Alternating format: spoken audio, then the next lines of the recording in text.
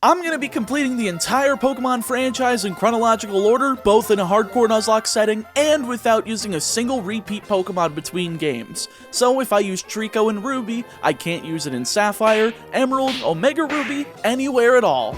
Rules are in the description, including some frequently asked questions from the Gen 1 and 2 videos. Speaking of which, if you haven't checked those out yet, I'd highly suggest watching those first in order to see what Pokemon have been used already. Make sure you subscribe so you don't miss out on any parts of this 10-episode series as we lead into the release of Pokemon Scarlet and Violet, especially since 80% of viewers are unsubscribed, and I'd hate to see you all miss out on this series. Let's begin. Alright, Gen 3 in the Hoenn Region. This sure does bring back some childhood memories despite Firered being my first game, but we've got a choice to make. As I alluded to in the intro, we're taking Trico for this game. I believe there's plenty of other water and fire types that we can jump into using later, and quite frankly, Trico is my favorite out of the three, despite it being the worst starter in the game. The best attacks and coverage it gets, though, are all special attacks, which is great in this generation, seeing as Dragon Claw and Pursuit are special, as well as Leaf Blade, so we'll be able to take advantage of the base 120 special attack that Sceptile has. Speaking of which, we'll need to be doing EV training and avoiding every trainer possible at the beginning of the run to ensure we don't have too many wasted EVs out of our 510 total. After ripping through Maze Torchic with a critical pound followed up by 2 more, we get Pokeballs, though I'm going to be holding off on getting any new encounters until after the first gym. Instead, I'm going to EV train Trico on level 2 Zigzagoon on Route 101, yielding 17 EXP each and 1 speed EV, as well as level 4 Ralts on Route 102, yielding 40 EXP each and 1 special attack EV, as these are the lowest level Pokemon that yield these EVs available to me. Not to mention, there's only 2 required trainer battles between May and Roxanne, those being the youngster on Route 102 with a Zigzagoon, which helps with EV training, and the Team Magma Grunt in the Petalburg Woods with a Poochyena, which isn't helpful, but at least burns only 1 of my 2 useless EVs out of the 510 total, as only 508 of them can be used in any sort of capacity of increasing stats. Once trained up to level 15, it's time for Roxanne. She's got 2 Pokemon, first being Geodude, which is quad weak to Absorb, going down in one shot and being outsped, getting Trico to level 16 and learning Pursuit, as Nosepass comes in second. Unfortunately, this one's pure Rock type, and Absorb only does around a third because of it, but Nosepass gets a critical Rock Tomb that does over half to Trico. This is gonna be close, isn't it? Well, a held Oranberry restores 10 HP, and Absorb helps keep my HP up, but Nosepass is just pounding away with these rock moves, swapping over to Rock Throw once she's lowered my speed enough, though Trico's still outspeeding, so I have no idea what caused her to switch over. All I know is that rock moves hurt, and Absorb's the only thing keeping me alive. After burning through 2 potions though, and getting into Overgrow range for a short time, I'm able to eventually 3-shot Nosepass after that second potion, KOing, winning, and earning me the Stone Badge, but most importantly of all, getting Trico to evolve into Grovyle. Now that the level cap between Roxanne and Brawly doesn't exactly increase much, it only goes from 15 to 18, but thankfully there's only 2 required trainers between Roxanne and Brawly, those being the Magma Grunt in the Rust Turf Tunnel with Poochyena again, as well as a Battle Girl in the gym itself with a Meta-type. From there though, it's free real estate for EV training. However, we do need to get another encounter before fighting Brawly. In the Granite Cave, I can find myself an Abra, thankfully not breaking out of a Great Ball and teleporting away, giving me a perfect out for Brawly. Not to mention, since the EXP share is available at this point, I can find myself Ralts on Route 102 like before, and give 3/4 of that EXP to Abra by switch training it with Grovyle, while the former holds the item, which gives both the special attack EV, and ensuring that Grovyle doesn't get to be overleveled before Abra evolves into Kadabra at level 16. Abra needs the same EVs as Grovyle here as well, both special attack and speed, so this makes the training process a lot smoother than it could have been. Also, since I allow trait evolutions, Kadabra will be able to evolve into Alakazam at level 32 to mirror most starters' evolution levels, giving me a perfect place to take on Brawly. He leads with Machamp, Confusion, gone, then goes into Makihita, Confusion, gone. Glad we picked up an Abra for our encounter. Now that our level cap has increased substantially from 18 to 23, I can safely finish off just about all of the EVs I need for both of my Pokemon by switching them back and forth like I said before on level 2 Zigzagoon and level 4 Ralts, especially since once again, there's very few battles between Brawly and Watson. These are the 2 Magma Grunts in the Slateport Oceanic Museum, and more importantly, the second battle against our rival. May's starting out with Wailmer, so of course I'm going Grovyle, using Absorb, Quick Attack, and then another Absorb to KO as Combusken comes out, uses Ember, but I swap into Kadabra. Then, despite it getting the burn, Combusken gets obliterated in a single confusion, leaving just Shroomish. Kadabra nearly takes out the hallucigenetic freak, but she holds on for dear life from the newly learned Psybeam, using Mega Drain, but it's not enough, so I'm able to KO next turn and win the fight. With this though, I know 2 members is not gonna be enough for Watson, so what can we capture around here that's relevant? Well, Route 117 has Illumise, which thankfully isn't part flying type like I could have sworn it was, so that'll help out a bit, even if it's only fodder so that we don't lose either of the other 2. Once Wally's Ralts is taken care of though, we can enter the gym, take out the required trainers in there before doing some EV training for Illumise, and take on Watson afterwards. Kadabra's freely able to take out both Magnemite and Voltorb here. The first, since Psychic is an available TM from the game corner, so we can get it to red HP, burn a held Cherry Berry on a Thunder Wave, then force a Super Potion to ensure Watson doesn't have another one from Magneton, KOing it in 3 shots total, then outspeeding and KOing Voltorb in 1 Psychic. Last out is Magneton, and since Kadabra's got the Synchronize ability, after bringing it down to red HP with Psychic, Thunder Wave paralyzes both of us, but hilariously enough, I just keep pounding away at the magnetic monstrosity, eventually coming out on top with a myriad of Psychics and Psybeams, without being held in place by paralysis a single time, though Magneton's not so lucky, being held in place on key turns and allowing me to win without a single point of damage to Kadabra. Couldn't have asked for a better battle, to be honest. And on top of that, learn and recover? Yeah, the run's already over, we're just gonna win. So before we get to Flannery, I'm aiming to get any Fire-type encounter out of Fiery Path, and Torkoal is a pretty damn good one. Torkoal actually gets Protect by level up, which is absolutely perfect for cheesing Norman shortly, plus it gets Curse and Body Slam for a physical sweep once we get there. Another encounter that ends up being pretty profitable for my team in terms of typing is Swablu on Route 114. A flying type for fly usage, as well as a dragon type once it evolves is nice, though Altaria isn't exactly one that attacks for good damage this generation, since dragon is special. Hilarious when you consider Dragon Dance increases physical attack. I don't know who was smoking whatever when they were programming this f***ing shit, but it uses things like Safeguard, so it should be great in certain conditions.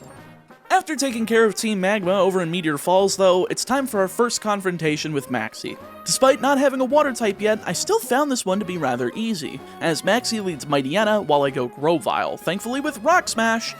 But oh wait, it does less than Absorb. Here we are with my, oh boy, super effective Monkey Brain again.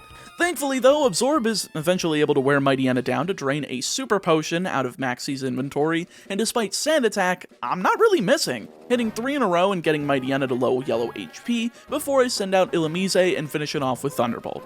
This does the task of baiting out Camerupt like I was hoping for, and after swapping into Torkoal, he continues to be dumb and spam Ember. Well, I can just spam 3 Body Slams and take him down no problem, or it would only be 3 if it wasn't for a Super Potion, make that 5. He does have Magnitude, by the way, so he could have hit for super effective damage instead of not very effective damage. Though Torkoal is EV trained in physical defense because of its proficiency in that stat, so it would probably still hold its own rather well. After taking out Camerupt though, all that's left is Golbat, so I swap into Kadabra, take a bite which is thankfully special, and KO with a Psychic to win. Well then, on to Flannery. While I'd love to grab a water type beforehand, the water type pool before getting the Good Rod in Hoenn is rather abysmal. I'd like to save Wingull for a future run due to how early it is and due to Pelipper being able to learn Protect by level up. Lotad's a Sapphire exclusive, and Magikarp I've got to save for one of the Gen 1 remakes due to it being purchasable just shortly after the first gym, so we'll be rocking with these 5 for Flannery. It doesn't matter too much though, as Curse and Torkoal are enough to set up, though not as much as I would have liked due to Slugma's Smog poisoning Torkoal. This is why we're prepared with a held Pecha Berry, getting up 3 curses in total and one-shotting both Slugmas with 1 Body Slam each, then exchanging Body Slams with her Torkoal and taking it down in 2 shots. Admittedly, I was playing a bit fast and loose there though with that second body slam after getting paralyzed. Probably should have considered not doing that and swapping out, but I don't think I really had another play outside of let Torkoal go down and get the revenge KO with Kadabra, seeing as Grovyle and Illumise are weak to fire, and Swablu can't take an attack yet to save its life. Straight after, we can just head back to Petalburg for some more gym action against Norman, and honestly, do I even have to tell you about this fight? It's alternating Protect and Curse for 12 turns in a row, then Protect on the 13th to get to another slacking Truant turn in order to KO with a single Body Slam critical hit. I only have 3 power points of Protect left, but that's plenty enough to take out the other slacking. But Vigoroth's out second, hitting Feint Attack for 15 damage before being one-shot with Body Slam, leaving the second slacking to come out third. Attempting to go for Focus Punch, but Protect walls up, allows me to get to a Truant turn and Body Slam, getting paralysis, but he's not down yet, so we go for Protect once more, then a second Body Slam is able to KO and win me the Balance Badge. Let me tell you, Torkoal was a lifesaver here. Any Pokemon that gets Protect by level up in this game is a godsend for Norman, seeing as the TM is stuck over in Lily Cove City much further ahead, so mons like Torkoal and Pelipper are instrumental in cheesing your way through a Norman fight. So all we've got for important fights in the second half of the game are the 3rd May fight, Winona, the 4th May fight, Tate and Liza, Maxie for a second time, Wallace, Wally, the Elite Four, and the Champion. But we need Surf to get to all of those. Thankfully, with the power of the Good Rod, we can find a Water-type encounter to round out the team, this one being Carvanha. It's not exactly optimal. After all, Sharpedo is a physical attacker, but both stab types in Water and Dark are special in Gen 3. But it does get great physical moves like Return and Earthquake to supplement it, so we can use him as a mixed attacker along with coverage from something like Ice Beam. Once we're done taking care of the Weather Institute and stripping this useless cast form of its nanomachine son, I mean its Mystic Water, of course newly evolved Sharpedo is ready for battle. We've got our 3rd battle against May here, and I actually decide to lead Torkoal here since Bulbapedia has Shroomish as her lead Pokemon, but for some reason, it's Wailmer. Thankfully, I can just swap to Grovyle and take a Water Pulse for a few points of damage, remaining unpunished from the Confusion side effect and KOing with Leaf Blade before Combuskin comes out. Now it's raining, so I can effectively swap into Sharpedo as she wastes a turn on Bulk Up, and then take it out with Surf. Shroomish is all that's left, and since I want to be uber careful, I swap into Torkoal, take a Leech Seed and a Headbutt, KOing in 2 Flamethrowers to win the fight. I have no idea why she hasn't already, evolved her Shroomish into Breloom since that's at level 23. Alas, we are off to Fortree City, ready to take on Winona after grabbing that Devinscope. Thankfully, since the level cap is 33, Kadabra is now evolved into Alakazam, and Alakazam learns Calm Mind at, you guessed it, level 33. Not to mention, she can learn that TM for Shockwave that we got back from Watson, so this is a cinch. 3 Calm Minds is all it takes, as Swellow sets up 2 useless double teams and hits Aerial Ace for 30 damage, going down to the always accurate Shockwave, as does Pelipper after using Protect and not use Recover, Skarmory, and last but not least, Altaria. Since Shockwave is neutral, I instead moved over to Psychic to KO this one and win the match. Nothing to it. And nothing to the fight against May following Mount Pyre either, seeing as she's still not rocking her fully evolved starter. Not to mention, she's starting the exact same lead as Winona, so we'll be doing the same strategy here, setting up 2 Calm Minds instead of 3, then nailing Swellow with a Shockwave following 2 useless double teams. Out comes Wailmer second, Shockwave down, Shroomish, Psychic, whisked away, and Combuskin, Psychic, done like dinner. I'm not sure why the spirit of YouTube poop is inhabiting me right now, but I suppose Mama Meatball will take it. One not at all important Tabitha fight later, and we're finally able to surf our way from Lily Cove over to Moss Deep City for our 7th gym battle against Tate and Liza, as well as finally getting Sceptile and Altaria due to the level cap being high enough. I still find it crazy that Pokemon games didn't have more areas and things to do between gyms. I mean, I know you can kind of excuse it in both Gens 1 and 2, but here you would have expected them to fit enough into a Game Boy Advance cartridge and have the Elite Four around the 80s and 90s, give people the room to overlevel to the max if they want to, but here we are, I guess. That's what fan games and ROM hacks are for. Complaining aside, Tate and Liza are piss easy in Ruby and Sapphire due to only having Soul Rock and Lunatone, so with the power of surfing and blading, we're able to destroy Lunatone on turn 1 with Sharpedo and Sceptile, leaving Soul Rock to charge Solar Beam, never to fire it as it goes down next turn to the same attacks. See, this is why they got Xatu and Claydol and Emerald. It actually makes the battle fun.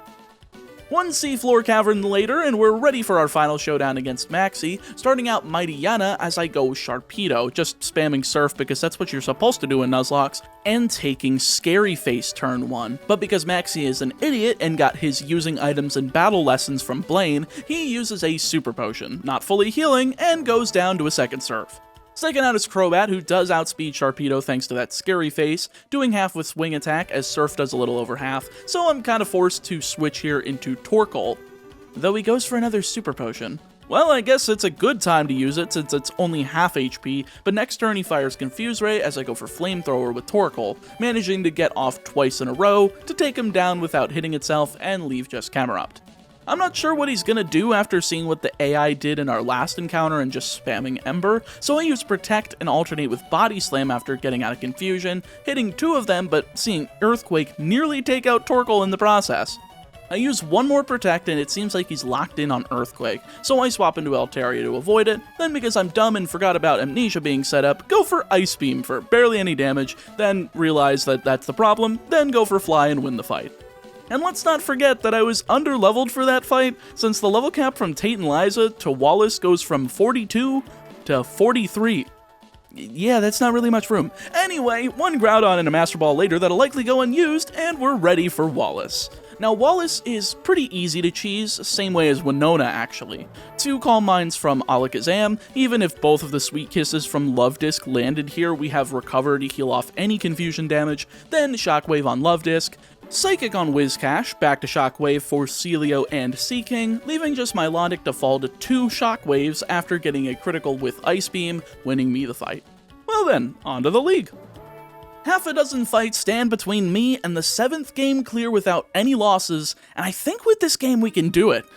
Heck, I think we could do it with Sceptile, Sharpedo, and Alakazam if the other 3 were just fodder, but we're trying to go deathless.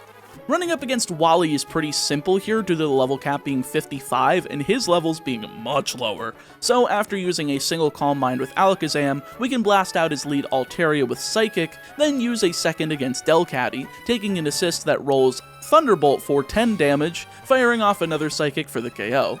By this point, because we have 2 Calm Minds set up, it's effectively doubling our special attack, so it makes Magneton as if we're hitting it for neutral damage and KOing it in one shot, as does Roselia, leaving just Gardevoir. Of course, Shockwave is the main move I want to use here, and it's not a one-shot, but Wally doesn't clearly understand how Shockwave works and goes for Double Team, allowing me to 3-shot following 2 Super Potions to KO and win the fight.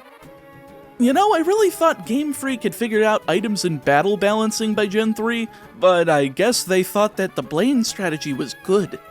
But one edging section later, and we're just a hair under level 56, and ready for the league. And as a reminder, despite the level cap being for the last member of the league's ace, in this case being Drake's level 55 Salamence, the level cap only applies until I enter the Elite Four. This is so that the level I get to for the champion is about on par or just below his. First up, Sydney. He's got low levels, so this should be a pretty simple fight. Mighty Yanma goes down in one shot thanks to a critical Dragon Claw, then Absol comes out next and uses Snatch, but that doesn't do anything and is felled by 2 Leaf Blades without connecting. Cacturne is a 2-shot with Dragon Claw after using Cotton Spore and again not connecting with an attack, leading to Sharpedo, who does manage to get off a Swagger, but goes down to Leaf Blade nonetheless, leaving just Shiftry. Of course, he just starts spamming Double Team and I have no recourse because of confusion, so after Sceptile hits himself once, I swap into Torkoal and just pray Heat Wave connects. Thankfully it does on the first shot, KOing and winning the fight. Heat Wave is a 100 power 90% accurate move in Gen 3, so that was far from guaranteed, but I'm glad to have some good power behind Torkoal now. Second up is Phoebe, and would you be shocked if I said this was a one-shot sweep with Sharpedo's Crunch? Well, thanks to a critical on her second Pokemon in Sableye, it almost is. As her first Dusclops, Sableye and both Bayonets go down to 1 crunch apiece, as her last Dusclops barely survives and blasts out a Confuse Ray. But with the power of a held Person Berry and her Hoenn Citrus Berry, healing Dusclops out of range of a Hyper Potion or a full restore, a second crunch seals the deal with 3 more fights remaining. Glacia, of course, kicks off with Glalie and Hail, but Torkoal is able to answer back with a one-shot Heat Wave, leading to Celio. Of course, it's a little bit of a risk here, but I swap into Sceptile expecting Surf rather than an Ice move, and sure enough, I'm correct, KOing with Leaf Blade and leading to Celio number 2. Not sure why she wouldn't toss out her second Glalie here, but I'll freely take another KO thanks to that Water typing, leading to Walrein. Now, I'm not sure if I can get a one-shot here, so instead I'm going to do some switching shenanigans, going into Sharpedo and taking a Blizzard for resisted damage, but it still does over half. Well, thankfully the Hail is over now, so I can swap into Torkoal and take another Blizzard, baiting Surf most likely again, but I'm kind of stumped on what to do here. I guess my best bet here is to go into Illumise and hope I can do enough, and thankfully I can. Giga Drain does a little over a third, healing her out of range of a Blizzard, then Thunderbolt can clean up the KO, leaving just Glalie number 2. From here, it's a pretty cut and dry switch into Torkoal, take a Shadow Ball and Crunch, but missing Heat Wave. I'm gonna have to risk the Crunch crit and go for it anyway, and thankfully, I am rewarded by seeing Hail instead and KOing to win the fight. Wowie, really underestimated that one, but I think I'm ready for Drake. I've got a bit of a strategy for him, and it's called Dragon Claw with Sceptile. That is the most real, authentic, hysterical laugh of my entire life, because that is not a plan. It's barely a concept. Okay, it's more than that, you'll see shortly. Firstly, it starts with Alakazam and Calm Mind. Shogun usually goes for Protect on the first turn, so I figured I was going to go for 1 Calm Mind, then try to see how far I could get with Psychic. But of course he goes for Rock Tomb the one time that I don't see Shogun go for Protect turn 1, lowering my speed. Well, this kind of bones me, but I do continue doing the shuffle between Calm Mind and Protect, then shift over to Recover whenever I need to heal, getting off a Psychic after he gets off a Dragon Claw that doesn't do much thanks to the special defense increases.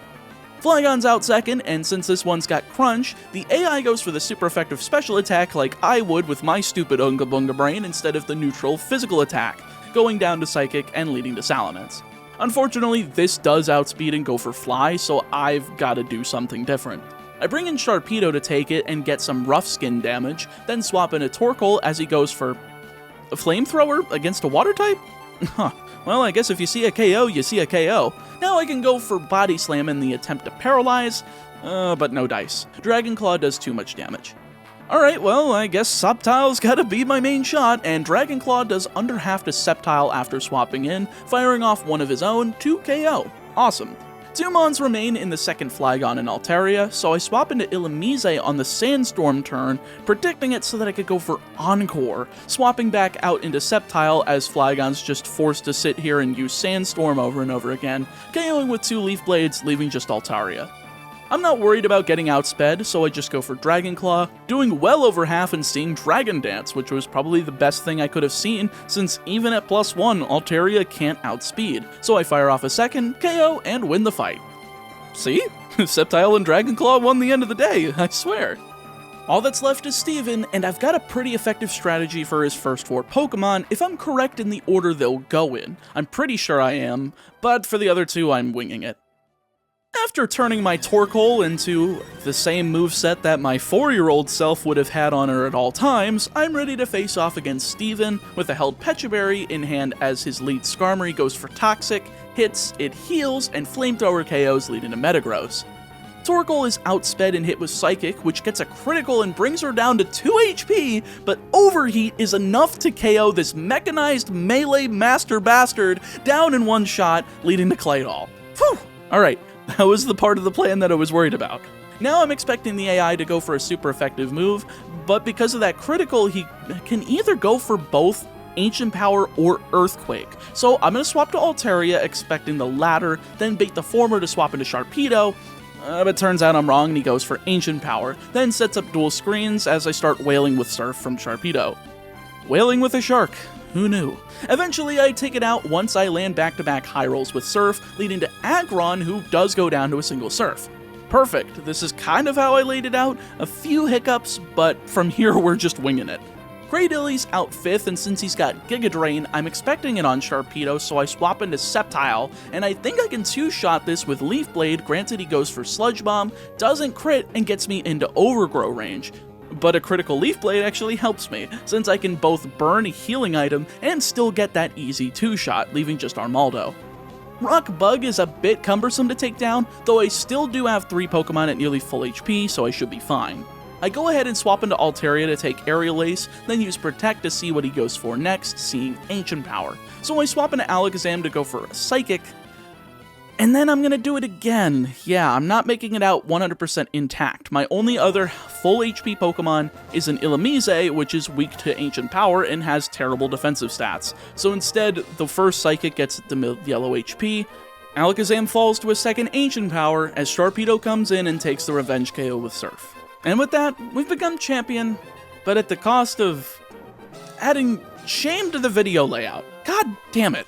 So close to 7 deathless games, but hey, at least now I don't have the pressure of performing completely optimally, so now I can start ritualistically sacrificing Pokemon in Pokemon Sapphire. So, onto Sapphire, and I think I'm gonna make the team go a bit stronger than Ruby. I've been rather conservative with the Pokemon used so far in this series, but I think we can change that here. Firstly, starter's gonna be Torchic, having access to TMs like Brick Break, Overheat, Flamethrower, and Dig, while also being able to get bulk up for the physical side of things makes Blaziken insane. And while I'd love to save it for Generation 6, seeing as Mega Blaziken gets to be even more bonkers, I can't exactly save a starter. For clarification, in games where I get a starter that I've already used, it's basically to be boxed as soon as I have Pokeball availability, and can capture a new Pokemon to replace said starter.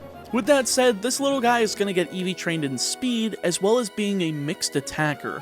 As much as I'd like to go in on physical fully, this isn't Gen 4 and beyond where I could just put Flare Blitz or Flame Kick on the eventual Blaziken and call it a day. However, we can get a dedicated special attacker and finish up our Grass Fire Water Core instantly by grabbing Lotad on Route 102.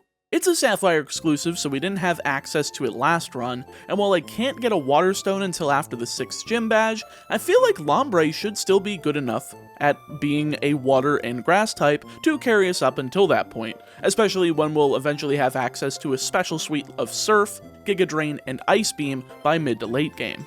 Of course, it evolves before getting to Roxanne, making this a pretty easy beatdown. Despite Absorb only being 20 power, it's still pretty darn good on Geodude, nearly taking her out before Rock Tomb lands for some decent damage, but this just wastes one of Roxanne's potions and nearly fully heals Lombre back to full as Nosepass comes out second, then doesn't connect a single attack as 4 Absorbs land before Rock Tomb finally connects once.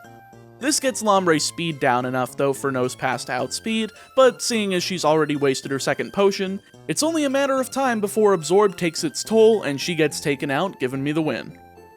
Now while there's not exactly an auto-win button against Brawly coming up here, we do have a power that is kind of beyond him, and that's just special attacks in general. His Pokemon are just not adept at taking them, not just Psychic type moves, but in general.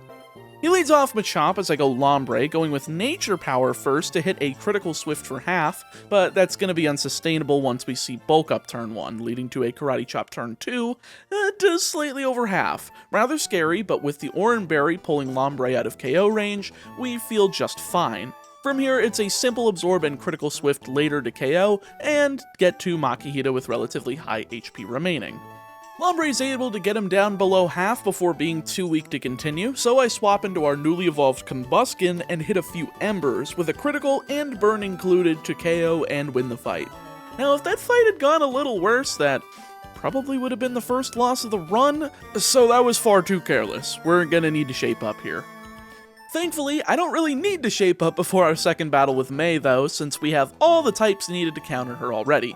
Shroomish is a 2-shot KO with Combuskin's Ember, then for Marshtomp I can swap into Lombre, pop him with a Fake Out and 2 Absorbs to keep her HP high, then for Numel she's part Ground type while I have a Fire type neutrality, so it's just wailing on her until Absorb manages to take her out, outpacing the damage thanks to some help with a held Oran Berry. Seems easy enough. Same goes for Watson actually. Thanks to the power of Trainwrex's encouragement, Start gambling and get it twisted, you will win. You understand? You will break even. and boom, we've got coins for Flamethrower and Ice Beam. The former of which is an auto win against Watson. Flamethrower outspeeds and one-shots Magnemite, Voltorb outspeeds here, but it only hits Thunder Wave, and with a Cherry Berry attached, it takes care of it. Flamethrower goodbye. This just leaves Magneton to get Magna Melted. See you, chump. What the hell? Alright, I think it's about time we grab some new team members. Route 110 ends up yielding Plusle, a pretty decent encounter, though I probably would have preferred Electrike, and Route 113 yields, oh well then, Skarmory. Pretty happy I saved this bird brain from the Gen 2 games. Skarmory will be a fantastic stall tool with Toxic, Protect, and Leftovers later on in the game, while also getting 2 great physical stab moves in Steel Wing and Fly, so we're in a pretty good position here. We don't really need much else aside from Plusle though for Archie, seeing as Thunderbolt was also a TM from the game corner, though for Mightyena I chose to play it safe and use Combuskin to both KO Mightyena with 2 flamethrowers and to bait out Golbat and Wing Attack, making it a perfect pivot into Plusle in order to outspeed and KO both Golbat and Sharpedo, with 1 Thunderbolt each to win the fight. Now what about Flannery? We still don't have a water-type move for Lombre. Well, Combuskin can learn Dig, a TM available on Route 114, so after using Bulk Up a few times, we can one-shot both of Flannery's Slugmas, then 2-shot Torkoal after Body Slam does some damage, and thankfully doesn't paralyze. That 30% chance of paralysis is quite a nasty side effect most of the time. After all, it's either that here or potentially take poison damage from Smog, and it seems like I made the right call with the Pecha Berry. Now then, what about Norman? Well, remember what I said during the Ruby run, where Protect cheesing Norman is probably the safest thing you can do for him. Well, because of that, we're going to do it again, this time with a guaranteed encounter. We can revive the Claw Fossil from Route 111 in Rustboro City to get Anorith, and with a level cap of 31, it's the exact level that Anorith learns Protect. Now we can cheese Norman while also protecting ourselves from crits thanks to the power of Battle Armor. Now, there's no PP-ups available at this point, so giving Anorith a held Lepa Berry is key for the strategy to work so that we get 10 more uses of Protect. I'll be setting up 6 Hardens to absolve myself of any physical damage, basically forcing all of Norman's Pokemon to use Feint Attack, an attack that does not go towards either Slacking's or Vigoroth's strong suits. Then by using Metal Claw, I have a chance of boosting my own attack to make KOing his Pokemon a lot faster. Of course, 95% accuracy does end up biting me in the ass a little bit, and I managed to miss 2 Metal Claws within 4 attempts, burning 2 of my Protects for nothing, but I do end up getting an attack boost on the 5th usage of Metal Claw, eventually forcing a Hyper Potion from Norman that, quite frankly, I should have seen coming, and used Metal Claw for. Eventually on the 12th usage, we get another attack boost, KOing with the 13th and leading into Vigoroth. Feint Attack does less than a quarter as another attack boost helps us out and forces a second Hyper Potion, but plus 3 is still not enough to make Metal Claw 2-shot on Vigoroth, as he barely survives, pulling Anorith down to 10 HP as his final Slacking comes into play after I KO. Now we only have 1 more use of Protect left, so by using it here, then swapping on the Truant turn into Combuskin, I can alternate Bulk Up and Rock Smash to interrupt his attempts at Focus Punch, lower his defense, and increase my own attack and defense, with it all snowballing into a critical hit KO to rub salt in the wound, winning me the fight and the Balance Badge. Now sure, the safer play would have been to use Dig and get underneath him during attacking turns and then hit said Dig during Truant turns, but when has it not been in my nature to throw for content? So there's only 1 more spot on the team that I've gotta fill, losses notwithstanding, and I think I know just the Pokemon to do it with thanks to a static encounter, but that means I gotta get past May on Route 119 to get there first. Since our team's makeup is the same as the second encounter, we're pretty much guaranteed to win. Shroomish leads off here against my Skarmory, whom I cut down with an Air Cutter that gets a critical hit, leading into Numel, so I swap into Lombre, take an Ember, and drown the dumb stupid camel with a Blowhole with Surf, leaving just Marshtomp to fall to a single Absorb. Huh, who knew that giving the water type Surf would make it infinitely more useful? But now we can go grab the Devon Scope, and more importantly, our 6th team member in Kecleon. Kecleon kind of fulfills an odd hole in my team, and that's physical attacker with moves like Return, Shadow Ball, and Ancient Power, but also special tank, as for some reason Kecleon's best stat is a ridiculously high base 120 special defense, while also still retaining a rather high base 90 attack. I also figured that I wouldn't get a good opportunity to use Kecleon otherwise, as also Shadow Ball will lose the ability to be physical starting next gen, and that's one of Kecleon's best moves here. Anyway, Winona's a bit of a breeze thanks to Plusle, literally just Thunderbolt everything to win the match. Need I say more? I mean, sure, Altaria almost KO'd Plusle because of Earthquake, but Skarmory tore her apart and I just swept from there, swapping back in and using Thunderbolts on Pelipper and her own Skarmory to KO and win the match. One Mount Pyre later, and we've got to the last fight against May, and honestly, I am regretting calling this fight a major battle now, since there's absolutely no incentive to take her down other than to get access to the Lily Cove department store immediately, which I don't need, but I figured I'd get some semblance of challenge out of her, as small as it may be. Anyway, jumping past the Aqua hideout here in Lily Cove, I'm able to finally access a Water Stone by trading in a blue shard, getting Ludicolo, while also getting to evolve Anorith just in time for Titaniza. And sure, while I don't need Armaldo for this one, Ludicolo and Kecleon are a pretty nice team here, combining the power of Surf and Shadow Ball to take out Solrock on turn 1, then Ludicolo fires off Giga Drain to KO Lunatone turn 2 to win the battle in short order. Alright, well then does Archie get a good send-off? Does he provide a challenge now? No, Plusle is the Annihilator of Worlds, just spamming Thunderbolt to take out Mightyena, Crobat, and Sharpedo, before letting me grab Kyogre, whom I'm lovingly referring to as Ogre Battle 64, Person of Lordly Caliber, the famous game that everybody loves, then shoving it into a box, so we're ready for Wallace. This match kinda plays out like a turn 1 10-minute combo fest that a Yu-Gi-Oh player would have. It's like, Giga Drain? Response? No? Cool, alright. Okay, so Giga Drain? Cool, okay. Alright, well I'll follow up with a Giga Drain. Oh, Body Spram under Paralysis is a neat little choke point you got there. Too bad Giga Drain exists. That's 3 Pokemon down, and Milotic is no exception, as Giga Drain tears right through a third of his HP before I swap into Kecleon, gaining the Ice typing through Ice Beam, then taking Water Pulse before firing off Shadow Ball, then taking off another while getting Ice Beamed.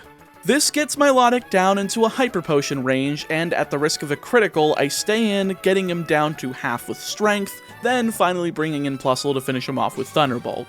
Last out is Seaking, and down it goes to Thunderbolt, winning me the fight. Kinda thought that Ludicolo would have been able to solo this gym, but I guess that's what happens when you enter the gym below the level cap and don't feel like exiting through the hordes of trainers in the underbelly. Half a dozen fights to go, and as you know from the last run, Wally is a bit of a joke thanks to that their level cap. So with a team that's around 10 levels above, I'm easily able to shred through Altaria, Delcatty, Magneton, Gardevoir, and Roselia, grinding them to dust with Armaldo and a single lucky Ancient Power Omni boost on the first of them to just cheese the rest of it, as if the level difference didn't already make this easy enough. Anyway, I've been giving a little bit too much crap to this run. I'm sure the game is going to try to screw me over in the league, so let's take this rather seriously. First up, Sydney is pretty easy to out with Blaziken, as Brick Break one-shots Mightyena with a critical through Intimidate, Flamethrower takes out Shiftry, Brick Break still takes out both Absol and Sharpedo, despite Blaziken being at -1 attack, and Flamethrower is once again perfect for the part Grass-type Cacturn in order to win the fight. Alright, well, I mean, that was to be expected. The ace of each Elite Four member goes up by 2 levels, starting with 49 for Absol, all the way up to 55 for Salamence, so I'm not shocked that it was easy despite Intimidate. Phoebe's a little bit more difficult though, but Kecleon is a bit of a help thanks to Shadow Ball, being able to take out Dusclops in one shot with the help of Curse damage, taking a quarter as Bayonet comes out second. I've got to swap out here to get this curse off me, and thankfully, I predict the Will-O-Wisp right here, going into Blaziken and nearly one-shotting with Flamethrower, as Spite lowers my power points, leading to me going for a bulk up for potential digs in the future that I never end up using, hitting one more Flamethrower that unfortunately doesn't KO, but it does get the burn, so I'm able to KO between turns, leading to Sableye. It seems as though my special attack investment could have used a few more points, since Flamethrower's barely missing the one-shot on Sableye too, only getting it thanks to yet another lucky burn, leading to the second Bayonet.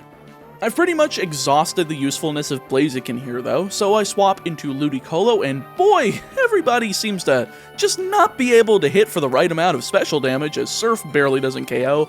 taking a Psychic and Skill Swap before Surf gets a high roll to one-shot after a full restore, leaving just Dusclops number 2. This one's actually the only bit of back and forth we really have. Surf, Confuse Ray, Giga Drain because of a Citrus Berry, but Ludicolo doesn't hit itself in Confusion, so I'm easily able to KO with one more Surf to get that 3-shot and the win. Alright, still no losses. 3 more members to go still though, and I'm curious if I can get past Steven without losing anybody like last run.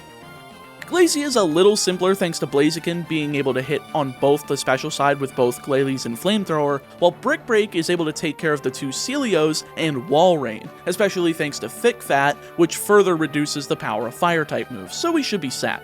Sure enough, Flamethrower fells the first Glalie, then Brick Break takes out both Celios with a crit on both, very funny, leading to Wall Rain out 4th, which stands up to Brick Break. If there was any Pokemon to get a critical hit on, it would have been this one, barely surviving a Surf as Blaziken is able to follow up with a second Brick Break to KO, leaving just Glalie number 2 to get bodied by a Flamethrower. Well then, that could have ended very poorly if we got hit by a critical Surf, but thankfully we absorbed all the crit luck on those Celios.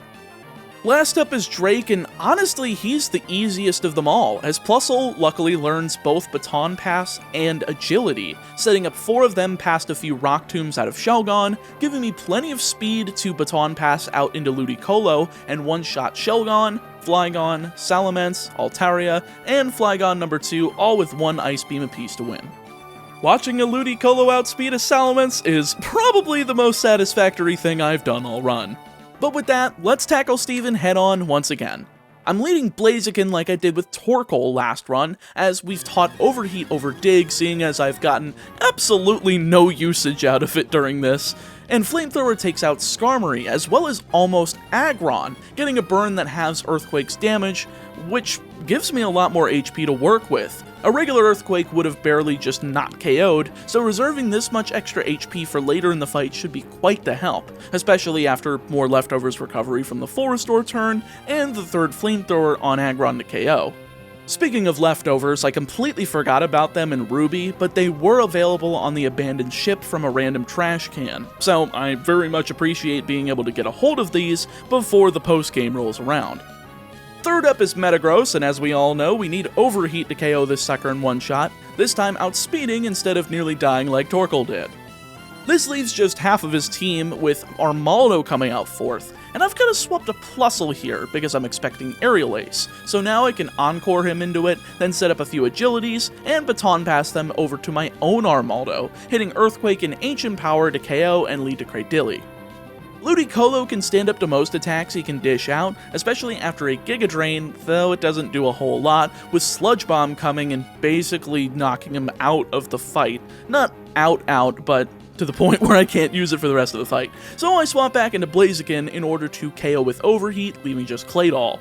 Now, Claydol is going to get cheesed. He has dual screens, Earthquake, and Ancient Power as attacks, but that last one only has 5 power points, so by using Skarmory, I can effectively wall it from ever attacking following these uses, and I have Protect to easily get me through those 5 attacks easily.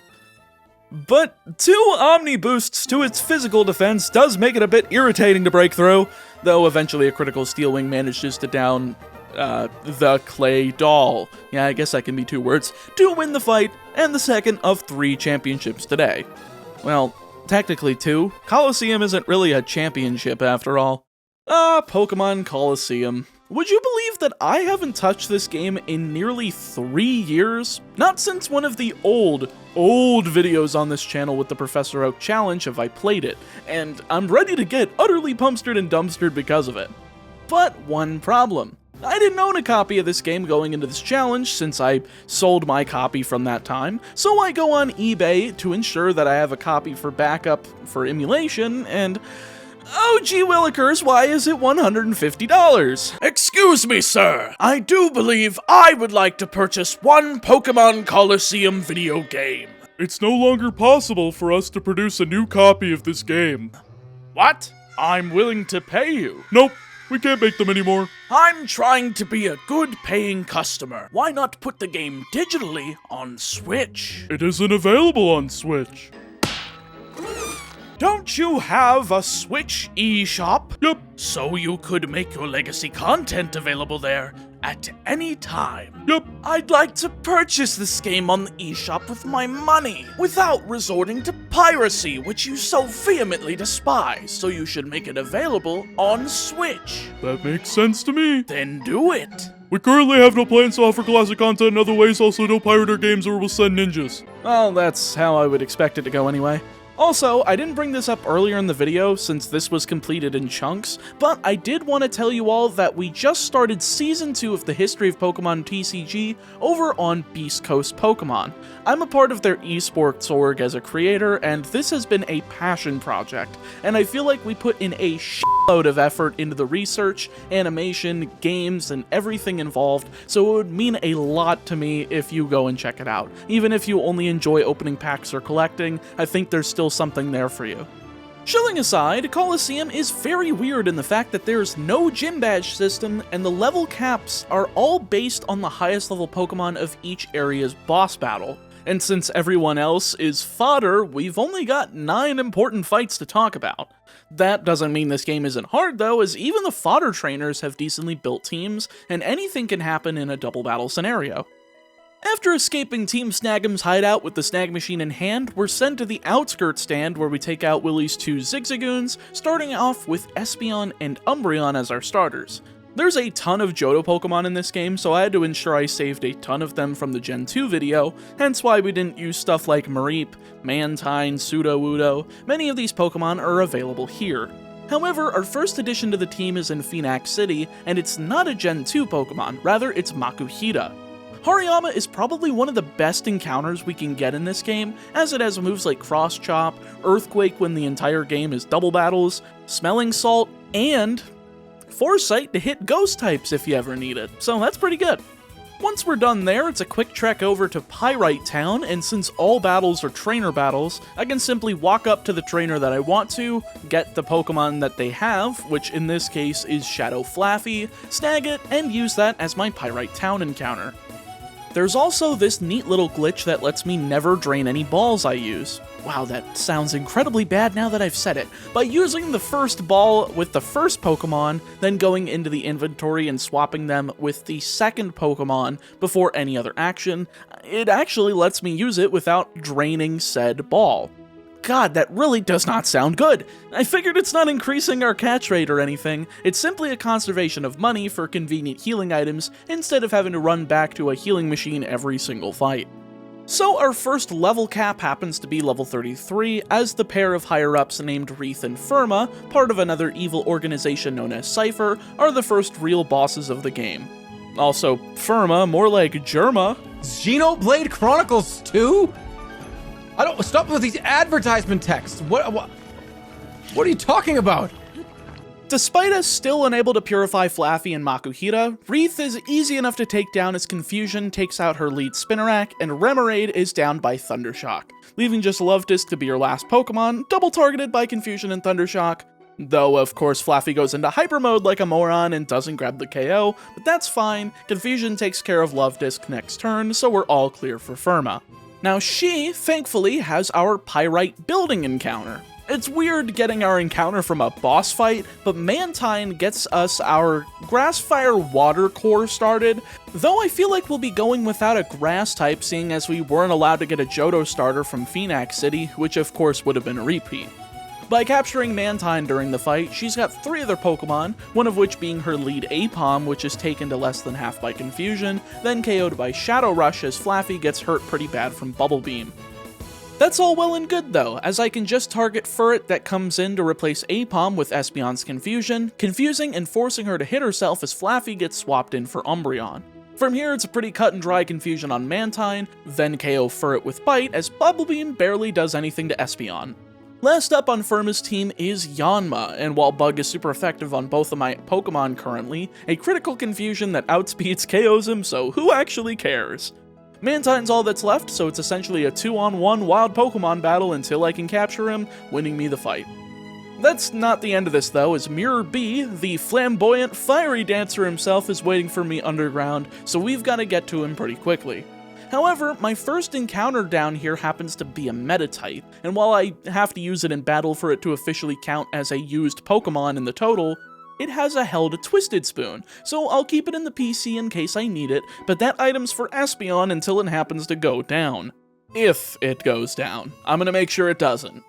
Alright then, just ahead is Mirror B, and crank them tunes because Mirror B's Colosseum thing is a banger. So much so that his entire team is Ludicolo's. Well, until there's an imposter among us. Well, I'm cringing and you should be too, though getting back to business, Mirror B's team is rather underleveled with the exception of said Sudowoodo, as it's level 35 and the rest of his team are high 20s, very low 30s, so it's just Espeon and Umbreon, wailing on them with Confusion and Bite until Umbreon gets hit with Leech Seed, forcing me to swap out into Mantine, and help finish them off with Shadow Rush, finally getting to Sudowoodo and blasting it with Bubble Beam. It's barely not a one-shot, and it would have been if I had double-targeted instead of swapping out Espeon from Leech Seed, so I'm unnecessarily taking more damage from Rock Slides and Astonishes from Ludicolo, though once I double-switch into Flaffy and Umbreon, Sudowoodo KOs itself with Shadow Rush Recoil, allowing for the 2-on-1 scenario to overcome Ludicolo and lead to his final deletion. And if you want to help prevent the final deletion of this YouTube channel, thanks to I don't know, the potential dumb automated monstrosity that is the YouTube appeals system, make sure to follow me over on Twitter, link is in the description. Once we get into November, I'll also be giving away 2 copies each of Pokemon Scarlet and Violet as an added incentive, since the only reason the account even exists is to get a hold of Team YouTube in an emergency, and I'd rather give you guys something for bailing me out of a jam if it ever comes up. With Cypher cleared out of the upper part of Pyrite Town, though, we're sent over to a gate village where our partner Rui, who I haven't mentioned at all up to this point because she's irrelevant, happens to have relatives, though who gives a shit about the story, it's time for the Scrub Lord! Straight out of early 2010s internet memes, he's our next boss to bust as he starts out with Hitmontop and Geodude against Espeon and Umbreon, and Hitmontop is instantly destroyed thanks to Psybeam with just a hair of damage needed to push it to death coming from Umbreon's bite. Can't say that's surprising, but it's good that both of them are fast enough to cover for Umbreon's fighting weakness. Clamperl replaces him as Geodude doesn't hit for much with Double Edge, shy of half on Espeon, so next turn I'm able to follow up with Psybeam to KO that, with Wynaut coming in straight after and taking more than half from Umbreon's bite. From there, it's a simple Psybeam to Clamperl for the one-shot, and a second bite to KO Wynaut and win the match. So much for a boss, no wonder you're a frickin' peon. With him down though, we can finally purify our Pokemon here in the village, fixing up Makihita, evolving into Hariyama, getting Mantine and Flaffy, evolving into Ampharos, and giving them nicknames. Espeon and Umbreon remain without nicknames though, since I don't believe there's a name raider in this game. If there was, I just didn't look it up. Anyway, Cypher's next target is Mount Battle, where we clear out 9 trainers before hitting spot 10, where Dakeem has utterly ass-blasted this area's leader, Vander, asking him only 4 of 6 words from John Cena's catchphrase, "You want some? Come!" Oh, would you look at that? He's even saying that he's gonna give me a pounding. Alright, we're going too far. Dakeem has our Mount Battle encounter in Entei. Yes, Entei. I'm using a legendary, and I'm gonna get away with it because other trainers use Raikou and Suicune in this run, and I'm not gonna get bullied by other trainers using legendaries. He leads with Metang and Camerupt as I go with Mantine and Ampharos, using Bubble Beam on Camerupt but being prevented by Protect, with Thunderbolt on Metang nearly one-shotting, though it paralyzes the mechanized Metalhead and holds it from attacking. Though Protect does succeed for a second time in a row as Marshtomp comes out third, so I guess not. That's fine then, I'll leave Metang to literally not do anything as Bubble Beam does half to Marshtomp, swapping into Espeon expecting Mudshot from Marshtomp, which I'm correct, though I didn't expect Earthquake from Metang, thankfully not KOing Espeon despite both hitting. From here I can set up Reflect and KO Marshtomp with Bubble Beam, preparing for Golem to come out next, but this should be a cut and dry KO with Psybeam and Bubble Beam, KOing and leaving just Entei to come out last. Espeon is too weak to continue at this point, so I swap into Umbreon, using Bubble Beam to KO Metang and leave Entei as his only remaining Pokemon, but man, that Shadow Rush really makes me worried to attempt to get it down to low HP. I'm able to get it to half with Mantine's Wing Attack, then start spamming Ultra Balls while Entei's confused from Umbreon's Confuse Ray, and the second ball does not work, leading to a Shadow Rush. That's fine and good, 3rd time's the charm, right? Well, unfortunately no, it gets 3 shakes but it's not enough. This leads to a Shadow Rush that nearly brings down Mantine, but this is fine. I've got 2 Ultra Balls, so I'll swap my Mantine in the first slot and actually use one to swap into Hariyama, thankfully finally snagging the legendary bastard with the 5th and final ball to win the fight. I feel like trying to capture that thing made it more difficult than just KOing it, but now we've got a really solid fire type option. And to ensure this doesn't get boring, I won't be spamming Entei the whole time. And I've learned from my psychic type only run of BDSP where I spammed Jirachi and people f***ing hated it. With that, we can instantly purify Entei with the Time Flute received from Vander, so we're off to just fighting bosses for the rest of the game. Mount Battle's been protected, so now we've got to start pushing Cypher out of their 3 bases of operation, starting with the underbelly of Pyrite Town. Venus is here and ready straight away to fight, so let's test Entei right out of the gate. She leads with Steelix and Delcatty, an easy one-shot of the former with Fire Blast, as Bayonet comes out third and takes half from Mantine's Water Pulse. Turn 2, we've got another Fire Blast cooking as Bayonet falls to it, with Vileplume coming out third and getting hit for rather pitiful damage by Water Pulse, as Delcatty just kinda busts out Thunderbolt casually. How the hell does a cat have thunder powers? That just makes no sense. That's fine though, as Mantine can oddly enough survive another as long as it's not a crit, giving me the chance to use Wing Attack and Fire Blast, double targeting the Vileplume, and KOing with Fire Blast, then getting a pot shot on the newly thrown Suicune. Well then, if there's ever been a good time for a double switch, this would be it. I'm swapping Mantine for Ampharos and Entei for Umbreon, since Ampharos doesn't take barely anything from Thunderbolt and Umbreon is a special tank, though they do try double targeting Ampharos for pretty good damage, but not before I can zap Suicune with Thunderbolt, KOing and leaving the 2-on-1 of Delcatty to be an easy KO, using Feint Attack and Thunderbolt to finish the fight. With them pushed out of the Under though, the next stronghold I've got to take is the Shadow Pokemon Lab, where Cypher's lead scientist Ein is trying to stop me with the power of Raikou. Unfortunately for him though, we've got a very solid team that's ready to take him down. His first up are Lantern and Golbat as I go Espeon and Ampharos. Pretty solid lead for me as Psychic can take out Golbat by one-shotting by outspeeding, and Ampharos can set up Light Screen as Lantern has Volt Absorb, so I can't hit it with Thunderbolt despite it normally being neutral. Next turn I can just double target his third Pokemon in Altaria with Psychic and Thunderbolt, though Fly manages to get used before I can hit Thunderbolt with Ampharos to KO. That's fine then, I can just swap Espeon out for Umbreon, take the Fly for pitiful damage, then use Cotton Spore on Lantern to lower her speed. I don't know why I did that, I just did. I could have just used Thunderbolt on Altaria and that would have worked because I was slower, but oh well, I can just KO it next turn with Feint Attack, leading to Huntail who's absolutely pumpstered and dumpstered by Thunderbolt. All that's left are Lantern and Raikou, a pretty deadly combo considering that Raikou knows Thunder and Lantern has set up Rain Dance a few turns back. It's all good though, as Raikou instead goes for Shadow Rush on Ampharos, as I double target with Feint Attack and Thunderbolt, doing more than half as both Light Screen and Rain Dance wear off, so I gotta make sure I end this really quickly. Firstly, swapping Ampharos out for Espeon should help with the damage on Lantern, and Raikou missing Thunder on the only turn Rain hasn't been up helps a lot, allowing for Espeon to KO with Psybeam next turn. All that's left is that Lantern, and while she keeps spamming Infuse Ray, it hasn't made any of my Pokemon hit themselves a single time, letting Espeon KO with Psychic to end the fight. All that's left is the final stronghold of Realgam Tower, where I need 4 colored keys to get to the main base, protected by the last 4 bosses in Mirror B, Takeem, Venus, and Ein, all with surprisingly different teams. However, I'll just warn you though, since the level cap for Gonzap, the head of Team Snag'em, is level 53, their teams are around 3 to 5 levels lower than them and therefore makes it extremely easy to take them down, especially when using an EXP sync with the EXP share found at a Gate Village, so we'll skip ahead to the last 3 bosses in Gonzap, Nascor, and Evis. Beforehand though, I make sure to do some preparations, such as getting the TM for Ice Beam from Mount Battle by clearing battles 1 through 50 twice to get enough Poke Coupons for it, though my level is getting rather close to the cap for Gonzap, so we'll take him on before finishing off the rest of preparation.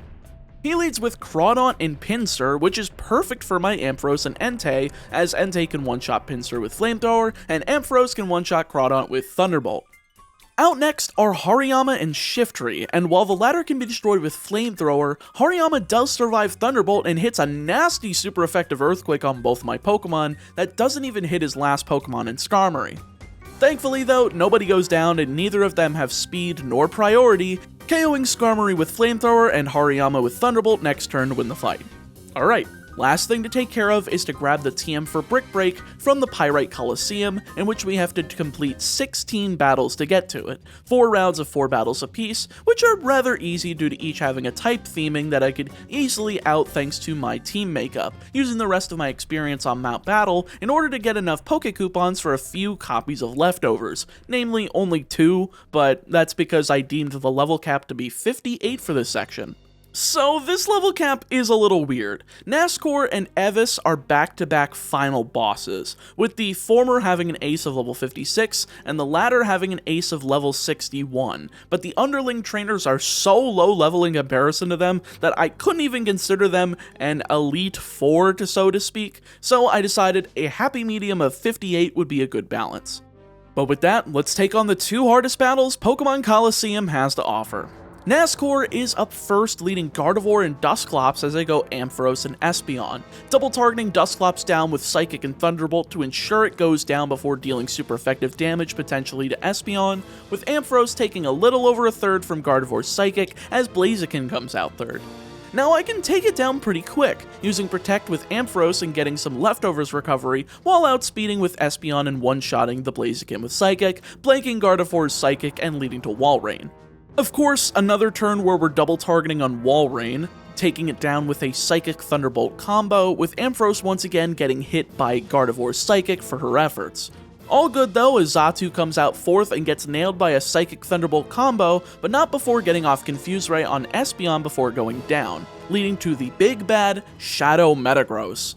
This finally gets Gardevoir to use Taunt, though I was expecting the Psychic to nearly KO Ampharos, but that's completely fine. I can just double target Metagross with Psychic and Thunderbolt, oddly enough seeing Nascor go for a double X special, 1 on each.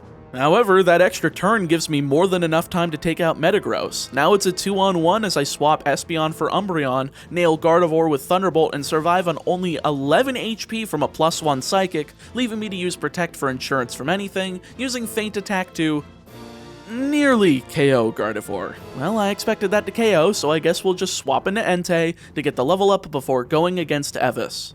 Is what I would say if I didn't see a Hyper Potion. I didn't even realize trainers used items in this game. At least it's the first time I've seen it this entire run. Regardless, Flamethrower and 2 Feint Attacks is enough to take him down, leaving just Evis. Kind of hilarious that you see this guy exactly once at the beginning of the game as foreshadowing that he turns out to be the big bad.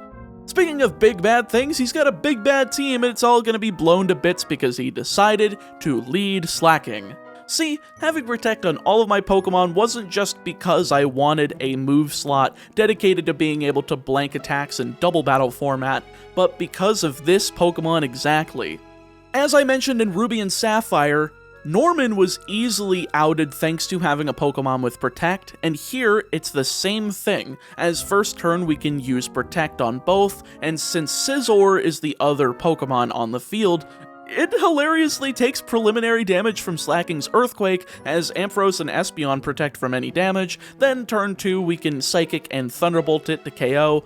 However, Psychic is all I need, as Thunderbolt actually KOs the Salamence that comes in because of a critical hit, taking out 2 in 1 turn.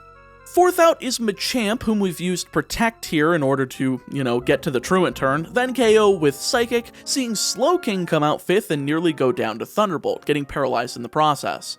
This is where the plan starts to falter though, as this Slowking knows Skill Swap, taking Truant away from Slacking on my Protect turn and making it a very highly volatile Pokemon that I need to get off the field. So I double target it, barely not KOing with Espeon's Psychic, and since Slacking outspeeds Ampharos, she's taken down by a bulk up boosted Crush Claw. Dang it! I really thought we were going to go at least 2 for 3 in terms of deathless runs. But hey, at least they were only to both games' respective champions. This is fine though, as I can send in Entei, then KO both of them with Psychic and Flamethrower respectively, leaving just a Shadow Tyranitar to go 2-on-1 against. This guy's lower level than the rest of his team though, so by using Protect to see what it'll do, we can then use Fire Blast with Entei and swap Espeon into Hariyama to resist Rock Slide.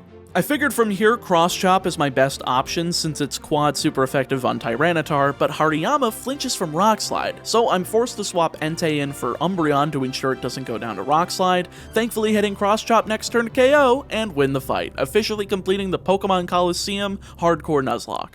And all that without using the Metatite at all in the box. That will probably be useful to save for any of the Sinnoh games or ORAS if needed. So let's take a look at how many Pokemon we've used up to this point. 9 games out of 39 down, about a fourth of the way through the franchise, and we've used 103 out of 386 available Pokemon by Gen 3, so that's actually quite a good chunk. If we keep up that rate, we'll use around 446 Pokemon by the end of the series, though now that I feel that we're getting closer to much harder games like XD in the next video, Platinum in the video after, there's going to be quite a few challenges and a few games where I'm going to have to burn through Pokemon like there's no tomorrow to finish.